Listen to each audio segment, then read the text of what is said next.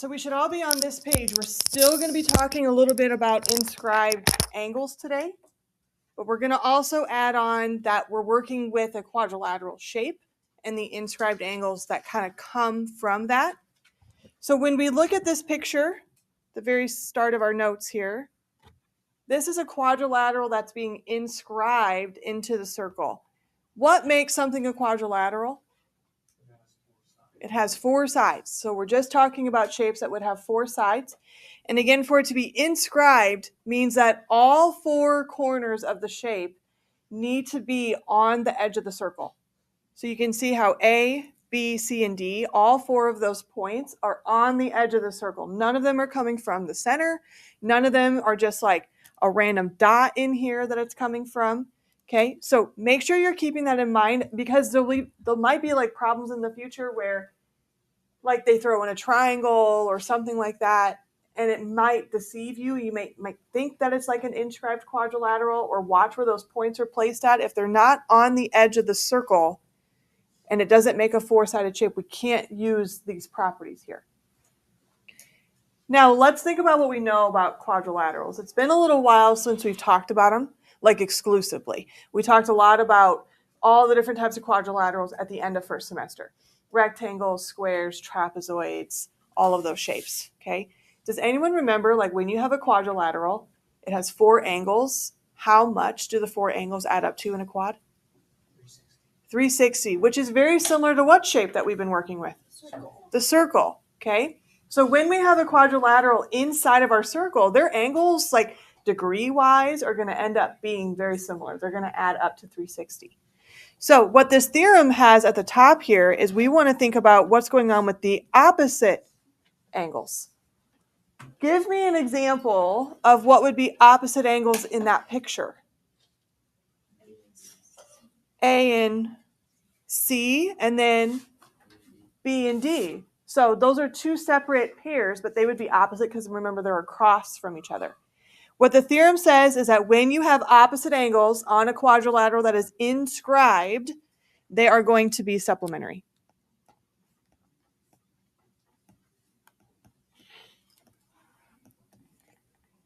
And what does supplementary mean again? Good, adds up to 180. So I'm just going to put that underneath here. So those angle pairs that you guys just gave me, A and C, if I add A and I add C, I should get 180. And I do the same thing with B and with D, I also get 180.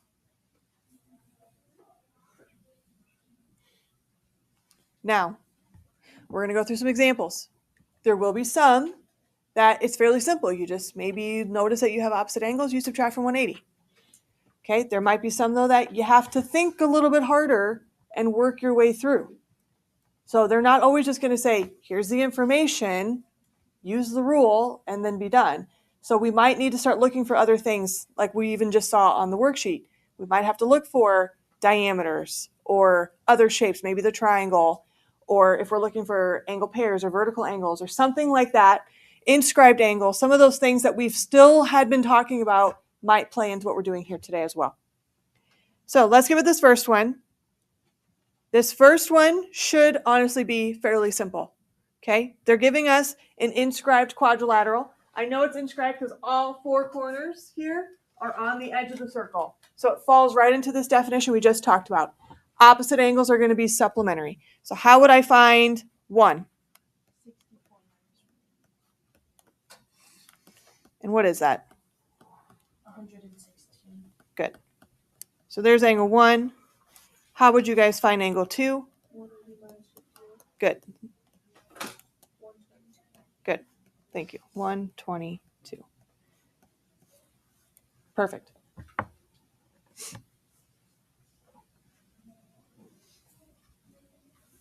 Okay, let's go on to the next one.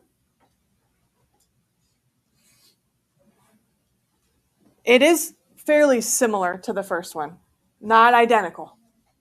Again, we have an inscribed quadrilateral. I can just check that. Look at these four corners of my shape. All four corners are on the edge of the circle. That's why I know it's inscribed. So it would fall into what we just talked about. Opposite angles are going to be supplementary. I need to find 1 and 2, and they're only giving me the 118. Okay, Macy, what do you think? Angle 2 is 62. So what did you do to get 62? 118 minus, no, 180 minus 118. Yep. Good. So angle 2 is 62. So that kind of falls into what we were just doing. All right.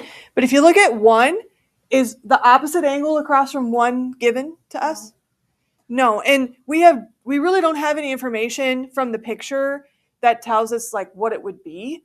Like I don't have any markings that say it would be equal to this. We also can't assume that those opposite angles would be congruent to each other. So we might have to think a little bit harder on this one.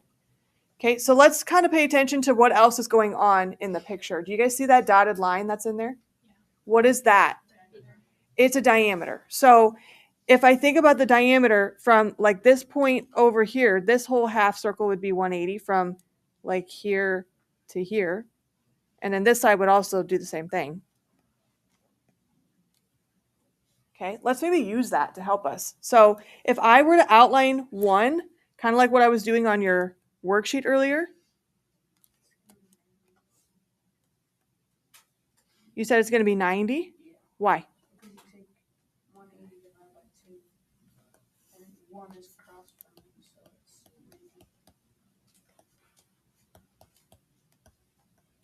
90. Okay, so let's just kind of reason through this again. What kind of angle is 1? Is it central or inscribed? Inscribed. Inscribed. So when I trace the angle, notice how I went to the endpoints there, dot to dot, basically, and I went over the arc. It's the exact same arc that we just talked about. It's the 180. So this angle would be half of that measurement. That's why he's dividing by 2, and we get 90. So 1 should be 90. So in this case, 1 and this one over here would also, this would be 92. It's not always going to be that way, though. You're not necessarily going to be guaranteed that if you have one angle, you can find the other one, that you're going to cut the other ones in half. Anna? Did you have done it where, like, with the diameter, cut the 118 and 62 in half, and then use that and then subtract that by 180? Well, let's check that. What would be, let's see, 62 half, that'd be 31. And then half of 118 is 59. So what's 31 plus 59? 90. So yeah, I guess that would work there. So yeah, if this diameter is being drawn into a quadrilateral, maybe you would recognize that too, that it's going to bisect that. I would hesitate to say that will always happen. So I would just be cautious on that. I would check it. But it should work for this one. I worry to say it'll always be the case because there might be one obscure case out there where it doesn't apply to. But yeah, that would have worked as well to get us our 90. And again, that's going back and looking at triangles. Okay, that's also something we haven't talked about triangles in this unit, but they've been showing up as we've kind of done some other problems. All right, let's go on to the last one here. C.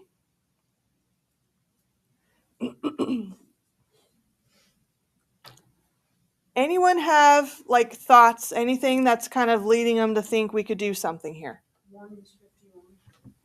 Can you kind of walk me through how you got there? Because the arc that 1 is connected to is also 1 and 2 because of the central angle.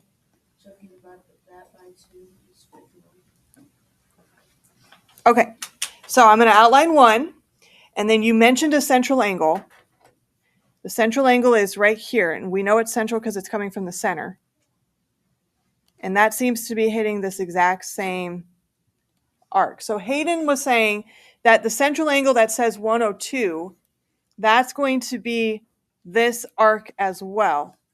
Because a couple of days ago, when we talked about central angles, we said that they would be the same. So this is different than the inscribed angle because it's coming from that center point. So this angle and this arc should be equivalent. So that's why we know this is 102. But 1 is an inscribed angle. So that's why Hayden said, okay, now that you know the 102, you have to cut that in half to get to the angle 1.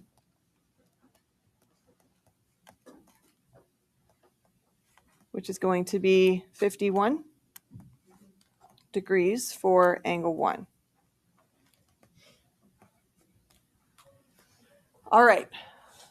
Anyone have a plan for number 2, for angle 2. Let me see if I can get rid of this. What do you think, Hayden?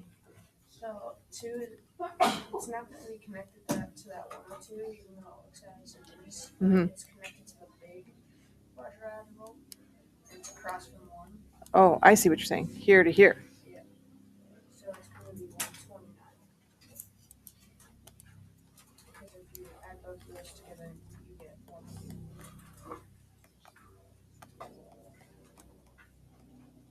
Okay, so he was saying that 2, if I kind of outlined it in blue here, that's an inscribed quadrilateral. Now, don't get confused by this one. This is what I was kind of trying to warn you about a little bit ago. This with the 102, this is not inscribed. Because 2 is, or the angle here by the 102 is not on the edge of the circle. It's in the center. So that is not a quadrilateral that lays into what we've been talking about today. The other one, though, that I outlined in blue does. Okay. Is there another way I could have gotten that 129? Can you take 360 minus 258?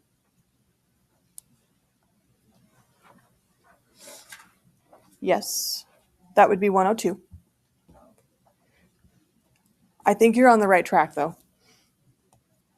How could I figure out, like, 2 is on this arc? Do we know how much that would be? 360 minus 102, which is 258. So this would be 258, and then if I cut that in half, I get 129, because that would be the inscribed angle there. The other thing is, that's given to you in the picture here. Do you see how this says 258 right here? It's by what point, though? The center. So this is a central angle. The 258 goes like all the way around. Okay, and the other one is 102. So this also would match. Just like this 102 and 102 were the same, the 258 would also tell me that other side. So I could have maybe used that if I wanted to get to my 129. More than one way to approach that type of a problem. Questions on that last one? Okay, so I'm going to hand out your homework. But like you even saw when we did the ones together from yesterday's assignment, not everything is just going to be one simple little operation that you do to find your answer.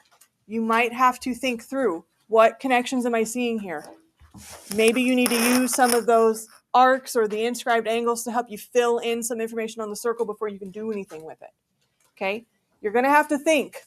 I know it's really hard to do that when we only have like 2 weeks left of actual school before semesters, but some of these problems are going to make you use your brain a little bit more. So you need to make sure that you're trying to do that.